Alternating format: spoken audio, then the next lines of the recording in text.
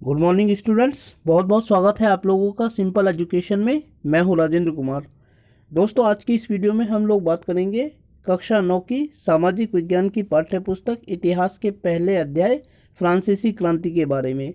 और इस क्रांति के पहले खंड 18वीं शताब्दी के उत्तरार्ध में फ्रांसीसी समाज, इस बारे में हम बात करेंगे अपनी आज की इस वीडियो में। दोस्तों, ये एक महत्वपूर्ण अध्याय है, इसीलिए मैं आपसे अनुरोध करता हूं कि आप इस वीडियो को शुरू से लेकर अंत तक देखें। साथ ही यदि वीडियो अच्छी लगे तो वीडियो को लाइक और चैनल को सब्सक्राइब करना बिल्कुल ना भूलिए। तो चलिए, बिना वक्त जाया किए हुए हम लोग आरंभ करते हैं आज की इस वीडियो में फ्रांसीसी क्रांति का अध्ययन।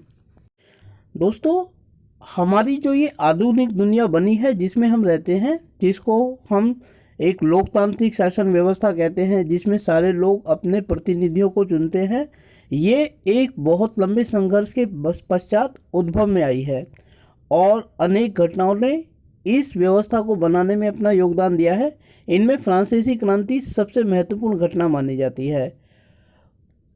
क्रांति से पहले फ्रांस में ये व्यवस्था थी कि राजतांत्रिक व्यवस्था थी और सारी की सारी ताकतें राजा के पास थी। लेकिन 14 जुलाई 1789 को कुछ ऐसी घटना हुई कि फ्रांस की आम जनता ने राजा के खिलाफ बगावत कर दी और राजा की ताकत माने जाने वाले किले बास्टील के किले में आग लगा दी और वहां घुसपैठ करके बंद कैदियों को रिहा कर दिया।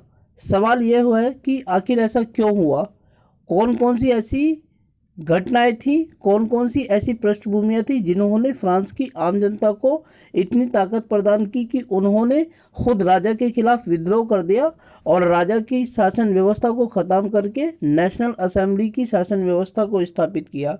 तो दोस्तों, इस सारी क्रांति की जड़ें अगर हमें देखनी है, समझनी है, तो हमें 18वीं शताब्दी के उत्तरार्ध के फ्रांसीसी समाज का अध्ययन करना होगा। तो इसीलिए इस फ्रांसीसी क्रांति का जो पहला खंड है उसका नाम है 18वीं सदी का उत्तरार्ध और फ्रांसीसी समाज। तो हम देखते हैं कि आखिर कैसा था फ्रांसीसी समाज 18वीं शताब्दी के उत्तरार्ध में, जिसने फ्रांसीसी जनता को इतना परेशान कर दिया कि उन्होंने खुद राजा के खिलाफ बगावत कर दी और राजा को पराजित करके राजा का सिर काट दिया और उसके बाद एक लोकतांत्रिक शासन व्यवस्था की स्थापना की गई। हालांकि ये जो शासन स्थापित किया गया था फ्रांस में क्रांति के बाद, ये कितना लोकतांत्रिक था, इसके बारे में हम आगे की वीडियोस में अध्ययन करेंगे। फिलहाल आज की इस वीडियो में हम देखेंगे कि 18वीं शताब्दी का फ्रांसीसी समाज किस प्रकार का था, जिसके अंतर्गत राजा के खिलाफ क्रांति हुई। तो दोस्तों, 1789 से पहले का जो फ्रांसीसी समाज था वहाँ राजतांत्रिक व्यवस्था थी और बूर्बो वंश का शासन था फ्रांस में। बूर्बो वंश का जो राजा था वो 1789 में क्रांति के समय लुई 16 था और वह 1774 में फ्रांस की गद्दी पर बैठा था।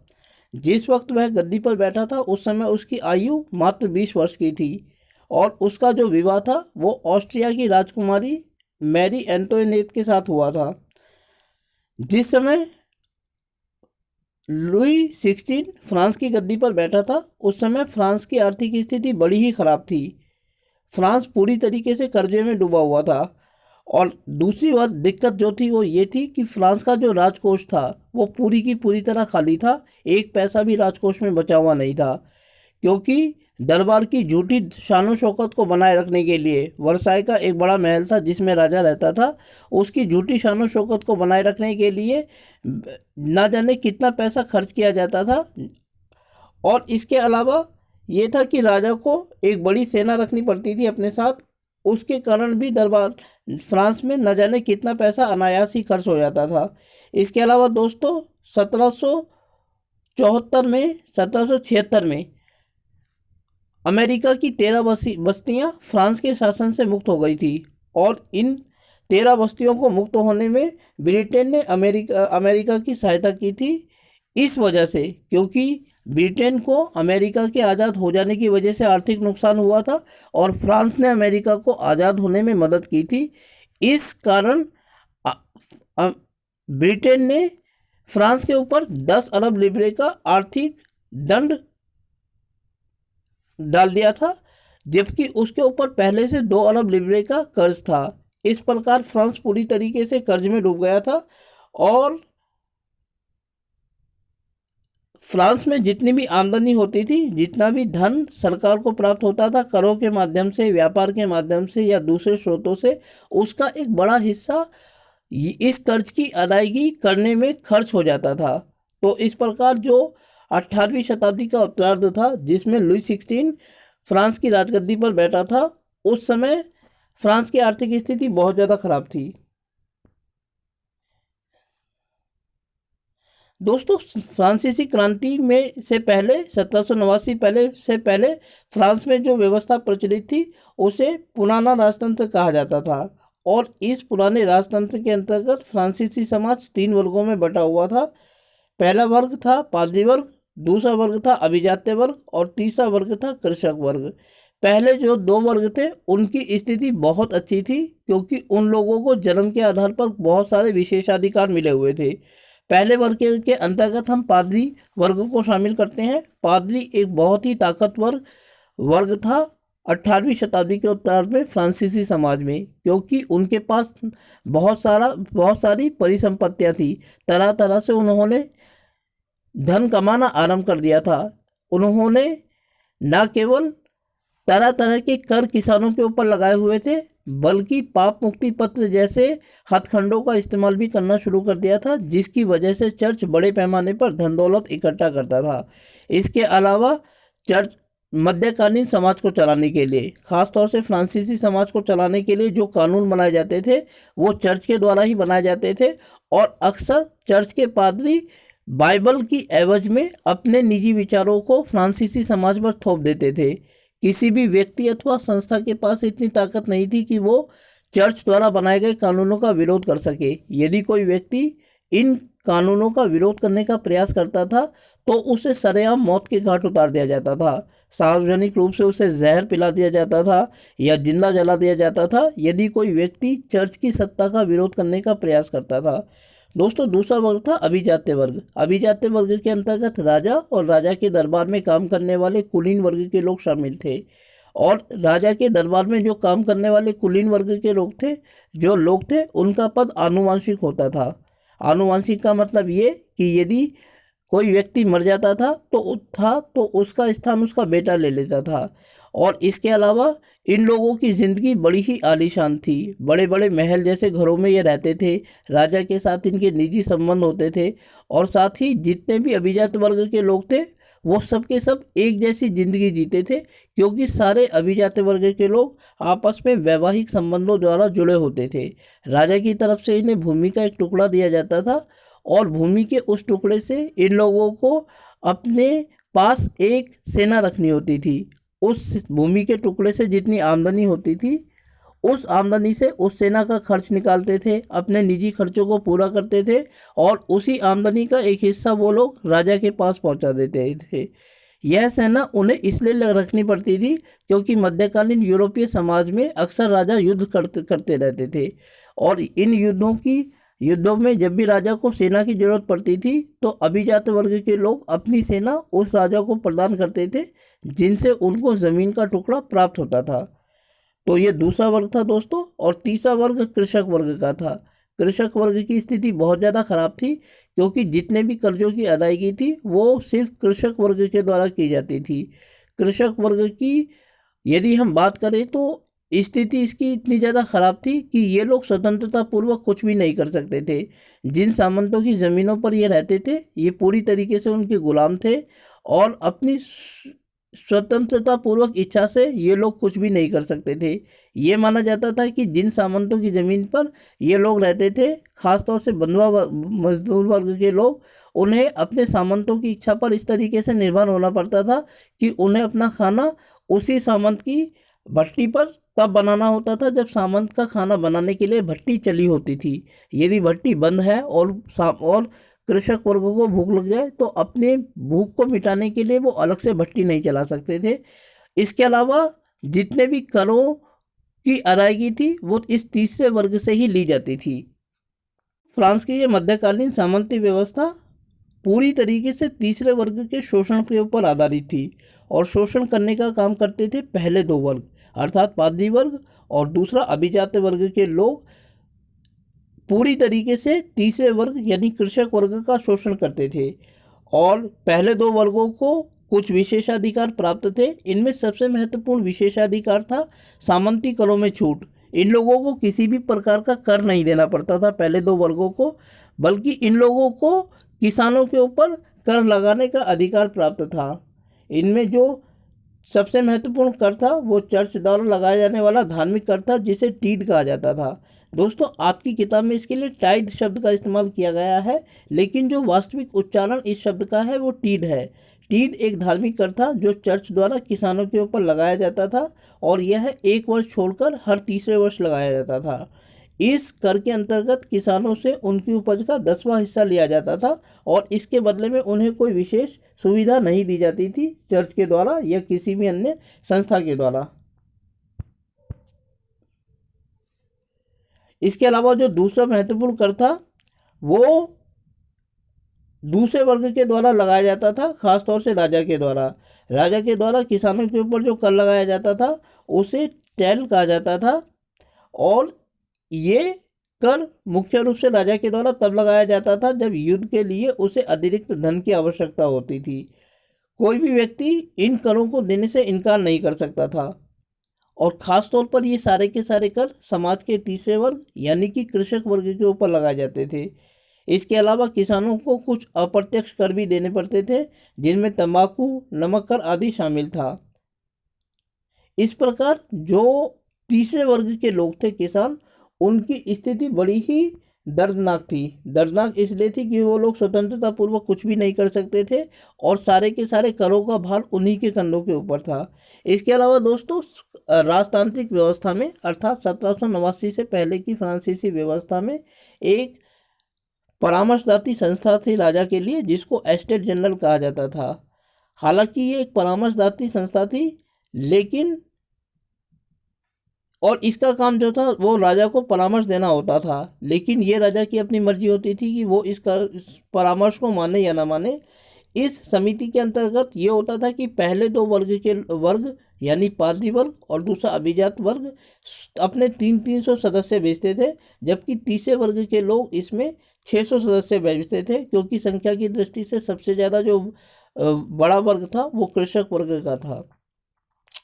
इसके अलावा जब कभी एस्टेट जनरल की सभा बुलाई जाती थी तो ये व्यवस्था होती थी कि एक एस्टेट का यानी कि पादरी वर्ग का, अभिजात वर्ग का और कृषक वर्ग का एक एक वोट माना जाता था। हर व्यक्ति का एक वोट नहीं माना जाता था, एक वर्ग का वोट माना जाता था। इसीलिए जब कभी राजा को नए कर बढ़ाने की जरूरत पड़ती थी, तब इस एस्टेट जनरल के अधिवेशन को बुलाया जाता था, और पहले दो वर्ग हमेशा राजा का समर्थन करते थे। इसीलिए किसी भी विषय पर राजा की जीत हो जाना तय था।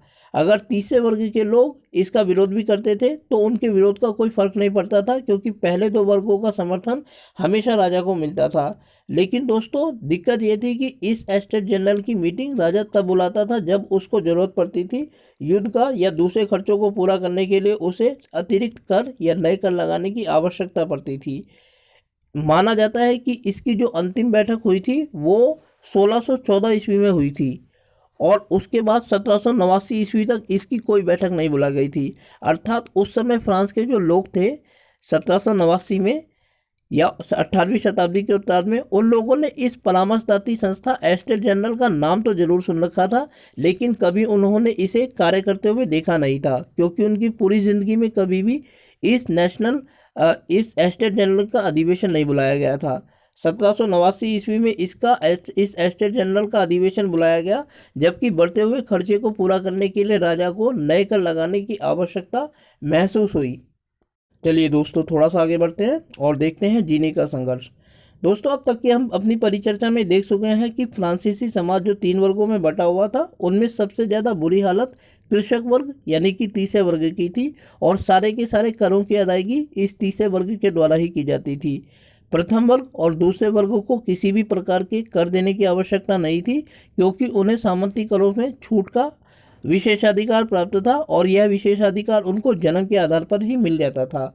यदि हम फ्रांसीसी क्रांति से पहले की फ्रांसीसी समाज पर दृष्टिपात करें तो माना जा सकता है कि 18वीं शताब्दी में 1789 से पहले फ्रांस में हमेशा अकाल पड़ते रहते थे और अकाल की ये स्थिति मुख्य रूप से किसानों के लिए दुखदायी होती थी, क्योंकि वो इससे बमुश्किल ही निपट पाते थे। हुआ ये कि 18वीं शताब्दी में फ्रांसीसी समाज की जनसंख्या तेजी से बढ़ रही थी। 1815 में फ्रांस की जो जनसंख्या थी वो 2.18 करोड़ थी, जो 1789 तक से बढ़कर 2.8 करोड़ हो गई थी। लेकिन इस जनसंख्या की बढ़ती हुई मांग के विपरीत अनाज में उत्पादन में वृद्धि नहीं हो पा रही थी। इस प्रकार यह हुआ कि अनाज पहले की अपेक्षा महंगा हो गया था। इसके अलावा जो लोग थे उनका जो मुख्य भोजन हुआ करता था उस दौरान वो पाव रोटी हुआ करता था, और पाव रोटी की कीमत भी निरंतर बढ़ती जा रही थी। इस पाव रोटी को खरीदने के लिए फ्रांसीसी जनता के पास, खासतौर से कृषक वर्ग के पास ताकत नहीं थी, आर्थिक ताकत नहीं थी, क्योंकि जो लोग उद्योगों में, कारखानों में, फैक्ट्रियों में काम करते थे उनकी मजदूरी अक्सर उनके मालिकों के द्वारा तय की जाती थी, और मालिक कभी भी इनकी सैलरी में या मजदूरी में बढ़ोतरी नहीं करता था। इस वजह से ये होता था कि जब कभी सूखा पड़ने की वजह से, अकाल पड़ने की वजह से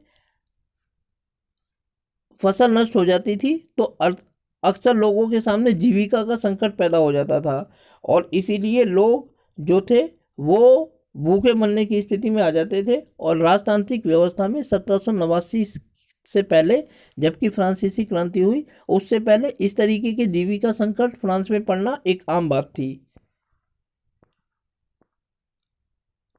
अब है दोस्तों, उभरते हुए मध्यम वर्ग ने विशेषाधिकारों के अंत की कल्पना की।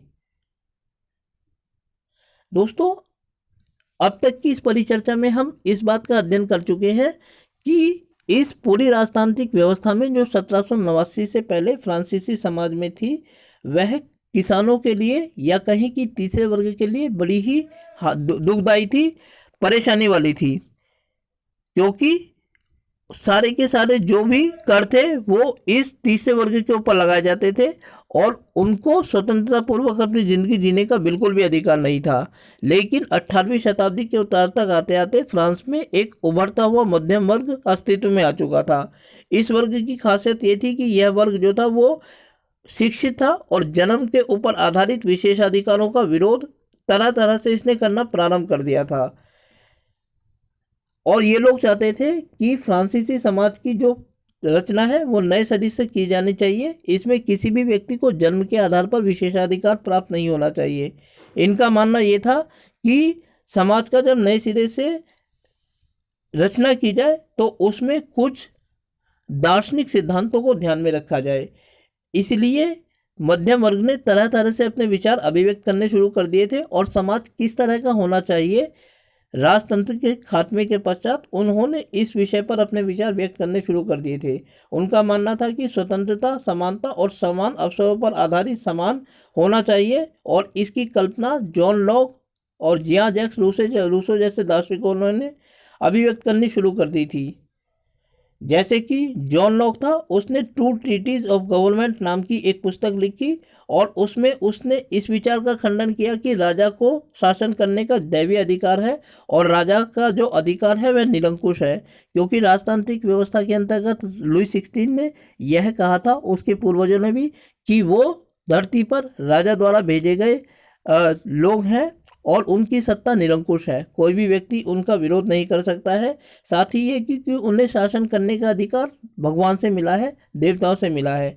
लेकिन जॉन लॉक ने अपने टू ट्रीटीज ऑफ गवर्नमेंट में बताया कि ये जो सिद्धांत है जिसके अंतर्गत माना जाता है कि राजा को शासन करने का दैवीय अधिकार मिला हुआ है और उसकी सत्ता निरंकुश है, यह गलत है, बल्कि राजा का भी विरोध किया जा सकता है और वह किसी भगवान के द्वारा भेजा गया दूत नहीं है जिसको इंसान के ऊपर शासन करने का विशेषाधिकार मिला हुआ है, वह भी एक आम इंसान है। दोस्तों, इसी बात को आगे बढ़ाते हुए रूसो ने अलग तरह के विचार व्यक्त किए थे।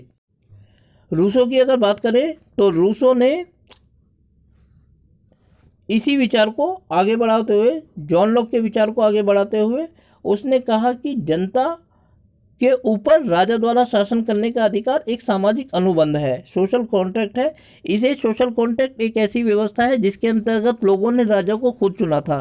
कैसे चुना था मैं आपको बताता हूँ दोस्तों, किताब में यह नहीं दिया हुआ है। सोशल कॉन्ट्रैक्ट के अंतर्गत ये माना गया कि जब तक राजा का पद अस्तित्व में नहीं आया था दुनिया में, तो उससे पहले जो किसान होते थे वो खेती करते थे और किसानों की खेती को अक्सर डाकू चोर लुटेरों के द्वारा लूट लिया जाता था।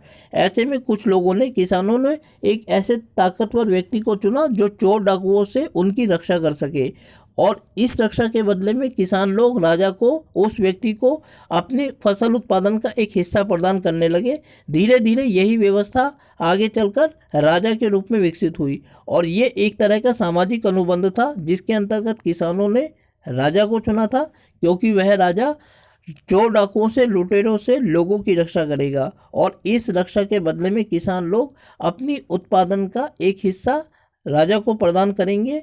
इस प्रकार इस सामाजिक अनुबंध के सिद्धांत के अंतर्गत राजा का पद अस्तित्व में आया।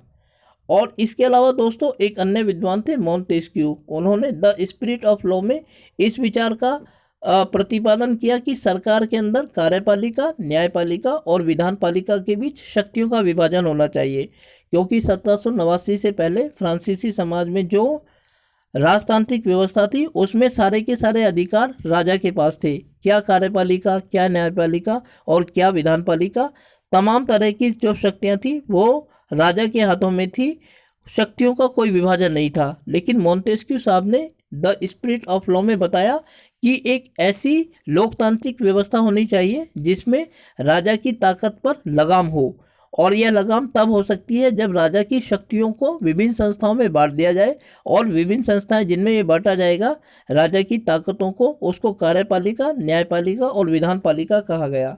दोस्तों ऐसा नहीं है कि ये जो विचार लोग व्यक्त कर रहे थे ये कोई आम विचार थे और इनको उपयोग में नहीं लाया जा रहा था। हमने अभी देखा था कि 1774 ईस्वी में अमेरिका की 13 बस्तियां फ्रांस से आज़ाद हो गई थी, और जब अमेरिका की नई सरकार बनी तो वहाँ मोंटेस्क्यू के इस सिद्धांत पर आधारित ही एक सरकार की स्थापना की गई थी जिसमें कार्यपालिका, न्यायपालिका और विधानपालिका जैसी संस्थाओं के बीच शक्तियों का विभाजन था।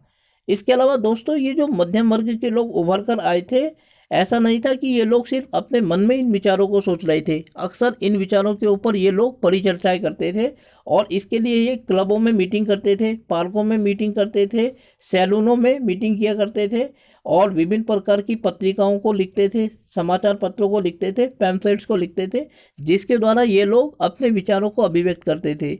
इन विचारों के दो आधार होते थे। पहला, एक तो राजतंत्र के ऊपर कुठाराघात करते थे, राजनीतिक सत्ता को खत्म कर देना चाहते थे। दूसरा, नया समाज किस प्रकार का होना चाहिए इस बारे में ये लोग विचार करते थे। अब दोस्तों मैं आपके सामने पाठ्य पुस्तक का एक गद्यांश प्रस्तुत करता हूँ जिससे हमें पता चलेगा कि इन लोगों ने किस तरह से शासन के ऊपर प्रश्न चिन्ह लगाना शुरू किया और क्या इन लोगों की मंशा थी। दोस्तों ये जो स्रोत है वो आपकी एनसीईआरटी की पाठ्य पुस्तक के प्रश्न नंबर 7 पर दिया गया है और इसका जो शीर्षक है वो है प्राचीन राजतंत्र में हुए अनुभवों का वृतांत। इसके अंतर्गत 2 उदाहरण प्रस्तुत किए गए हैं जिनसे हम देखते हैं कि क्रांति से पहले लोग किस तरीके से सोचना, विचारना आरंभ कर चुके थे और किस तरह से उन्होंने सत्ता के ऊपर सवालिया निशान लगाना शुरू कर दिया था। तो एक एक करके हम इन दोनों वृतांतों को देखेंगे। पहला है कि आगे चलकर क्रांतिकारी राजनीति में सक्रिय होने वाले जॉर्ज डांटन ने अपनी पढ़ाई पूरी होने के बाद के समय को याद करते हुए सन 1793 में अपने एक मित्र को लिखा था, मैं प्लेसिस के आवासीय कॉलेज में था जहां मुझे कई महत्वपूर्ण लोगों का सानिध्य मिला। पढ़ाई पूरी होने के बाद बेकारी के दिनों में मैं नौकरी की तलाश में जुट गया। पेरिस के न्यायालय में नौकरी मिलनी असंभव थी।